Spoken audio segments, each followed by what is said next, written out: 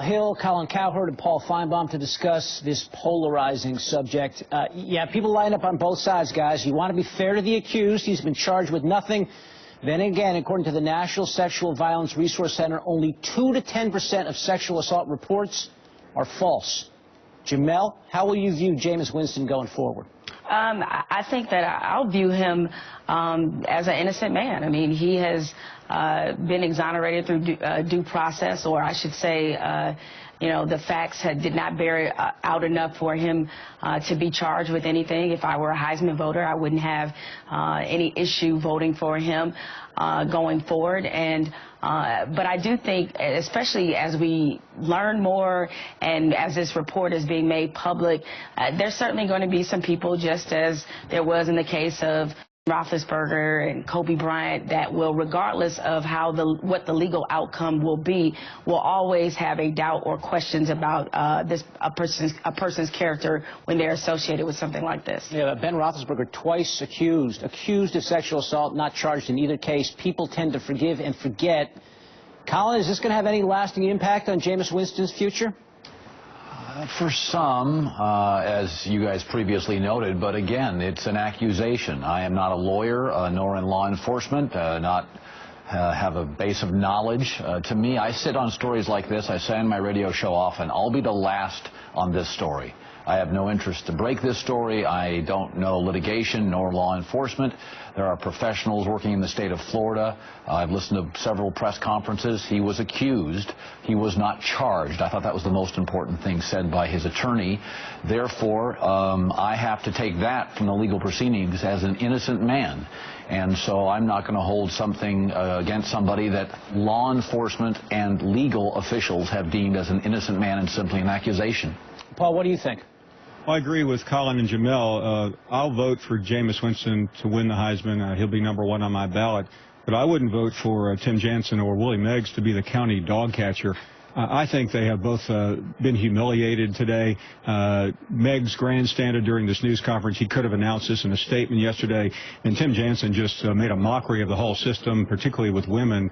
I'm aghast at those two, but I'm pleased for Jameis Winston. I hope he can move on and get on with his life. I want to show you what Patricia Carroll, the accuser's attorney, had to say in a statement. The victim and her family appreciate the state attorney's efforts in attempting to conduct a proper investigation after an inordinate delay by the Tallahassee PD. The victim in this case had the courage to immediately report her rape to the police, and she relied upon them to seek justice. The victim has concerns that her experience, as it unfolded in the public eye and through social media, will discourage other victims of rape from coming forward and reporting. And Jamel, it's a sensitive subject. You wrote for ESPN.com about a family friend that tried to sexually assault you when you were a preteen. Explain to us what it's like to be in the position of an accuser. Well, I think it can be a very intimidating experience, and that is sort of my concern here, is that because you have a high-profile athlete, because of the way this case was handled and appears to be mishandled, that people will get a very inaccurate portrayal about what happens during this reporting process. I mean, for me personally, I went to the police immediately. I told my mother first, obviously. She took me to the police. I was asked, even though I was just, you know, a preteen, and we're talking about somebody who was a 30-something-year-old man, I was asked whether we had a previous sexual relationship, if I was a virgin, very intrusive questions. And although there was no completion with the act that was perpetrated against me, I didn't have to go through a rape kit, but a lot of women who are violated, they do have to go through that. And through the process, through law enforcement, they're almost re-victimized all over again. And so when the family attorney or the accuser's attorney, when she put forth those accusations that someone from the Tallahassee Police Department told her that this was a big football town and that, you know, basically she would be ruined, I found that behavior to be, frankly, quite unprofessional. And Paul said something that I couldn't agree more with, is that I think in this case, when you look at both the state attorney and Jameis Winston's attorney, and even the entire legal process with how this is handled, it did a real disservice to the woman who was accusing Jameis Winston, and certainly a disservice to Jameis Winston as well. But then I hope at the that this sheds some light on the fact that this is still, despite all the awareness that has been made about sexual assault, is still a very difficult process for anyone coming forward with these type of serious allegations.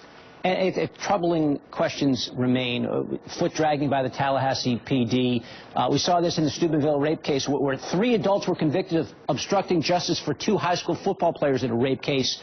We know how important football is, especially in some of these college towns. Colin, what did you make of the way this all went down as far as the Tallahassee PD and the effect on this case? Well, this is rape allegations. Rape is not sex. It's a violent act. It's a debasing, violent act against another human being, like any violent act. And in the case of that, I think it's so important for police officials and attorneys to not be casual at press conferences, which many will claim these were, and I agree. This is serious. There are going to be countless other acts of violence against men and women in this country. And when you have these sort of stories, this convergence of law and sports, it's about law.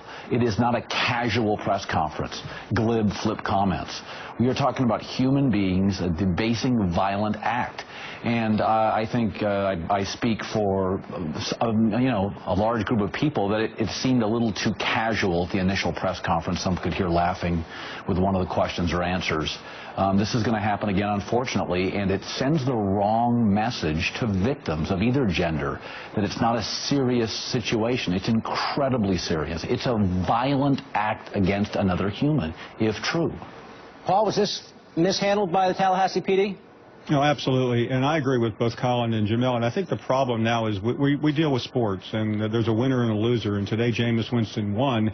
And unfortunately, the young lady here is going to be perceived as a loser. And that's wrong. It's very wrong. And you're going to get the jock culture, people that call in radio shows and post on Twitter attacking her as having made up this whole story. We don't know that. But unfortunately, I think that's the way it's going to go, and it's going to have a very bad ending for her. Jamel Hill and Colin Cowherd and Paul Feinbaum joining us today to discuss the Jameis Winston investigation. Again, no charges